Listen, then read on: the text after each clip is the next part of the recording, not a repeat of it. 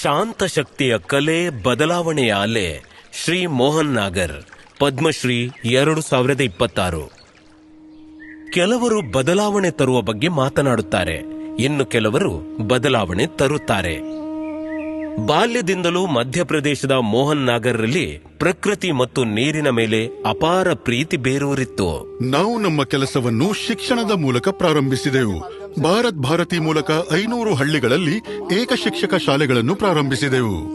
ಆದರೆ ನಿಜವಾದ ಸಮಸ್ಯೆ ಬೇರೆಯೇ ಆಗಿತ್ತು. ಜೀವನ ಅರ್ಥಹೀನವಾಯಿತು. ಕೃಷಿ ಕೆಲಸ ನಿಂತು ಹೋಯಿತು.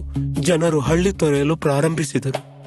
ನಾವು ಸೂಕ್ಷ್ಮವಾಗಿ ಅಧ್ಯಯನ ಮಾಡಿದಾಗ ಗೊತ್ತಾಯ್ತು, ದೀಪಾವಳಿಯ ಆಸುಪಾಸಿನಲ್ಲಿ ನೀರಿನ ಸಮಸ್ಯೆ ಗಂಭೀರವಾಗುತ್ತಿತ್ತು. ಜನರು ಮನಸ್ಸಿಲ್ಲದಿದ್ದರೂ ವಲಸೆ ಹೋಗಬೇಕಾಯಿತು. ಸಾಕಷ್ಟು ಮಳೆಯಾದರೂ ಹೆಚ್ಚಿನ ನೀರು ಹರಿದು ಹೋಗುತ್ತಿತ್ತು. ಯಾಕೆಂದ್ರೆ ಅಲ್ಲಿ ಯಾವುದೇ ಬಾವಿ, ತೊರೆ, ಕೆರೆ ಅಥವಾ ಅಣೆಕಟ್ಟುಗಳು ಇರಲಿಲ್ಲ. ಶ್ರೀ ಮೋಹನ್ ನಾಗರ್ ಅವರು ನದಿ ಮತ್ತು ತೊರೆಗಳಲ್ಲಿ ನೀರು ತುಂಬಿ ಹರಿಯುವುದನ್ನು ತಡೆಯಲು ಒಂದು ವಿಶಿಷ್ಟ ಮಾರ್ಗ ಕಂಡುಕೊಂಡರು. ನಾವು ಖಾಲಿ ಸಿಮೆಂಟ್ ಚೀಲಗಳಲ್ಲಿ ಮರಳು ತುಂಬಿಸಿ ನದಿ ಮತ್ತು ತೊರೆಗಳಿಗೆ ಬ್ಯಾಗ್ ಡ್ಯಾಮ್ ಕಟ್ಟಿದೆವು. ಈ ನೀರಿನ ಸಂಗ್ರಹವು ಬಿಕ್ಕಟ್ಟನ್ನು ಪರಿಹರಿಸಿತು ಮತ್ತು ವಲಸೆ ಹೋಗುವುದನ್ನು ನಿಲ್ಲಿಸಿತು. ನಂತರ ಗಮನ ಅಂತರ್ಜಲ ಮಟ್ಟವನ್ನು ಹೆಚ್ಚಿಸುವುದಾಗಿತ್ತು. ಗಂಗಾ ಇಳಿಯುವಿಕೆಯ ಅಭಿಯಾನದಡಿಯಲ್ಲಿ ಗ್ರಾಮಸ್ಥರು ಸೇರಿದರು. 8,000 ಕಾಂಟೋರ್ ಟ್ರೆಂಚಸ್ ನಿರ್ಮಿಸಿದರು.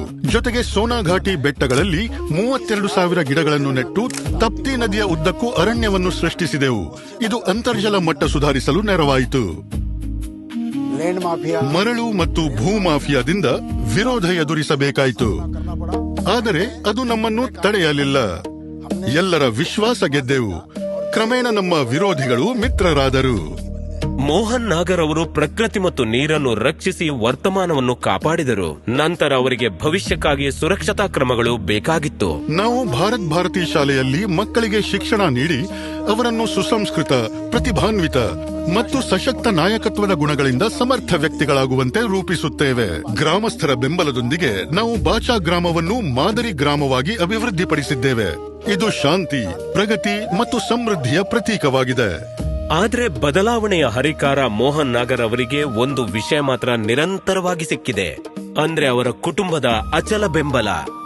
ಮೋಹನ್ ನಾಗರ್ ಅವರಿಗೆ ಅನೇಕ ಗೌರವಗಳು ಸಿಕ್ಕಿವೆ, ಆದರೆ ಜುಳುಜುಳು ಹರಿಯುವ ಜಲಮೂಲಗಳು, ಹಚ್ಚ ಹಸಿರಿನ ಬೆಟ್ಟಗಳು ಮತ್ತು ಮುಗುಳ್ನಗುವ ಮುಖಗಳೇ ಅವರ ಅಸಲಿ ಪುರಸ್ಕಾರ.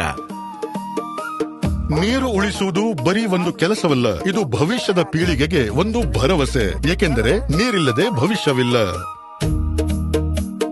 ಶ್ರೀ ಮೋಹನ್ ನಾಗರ್, ಪದ್ಮಶ್ರೀ 2026.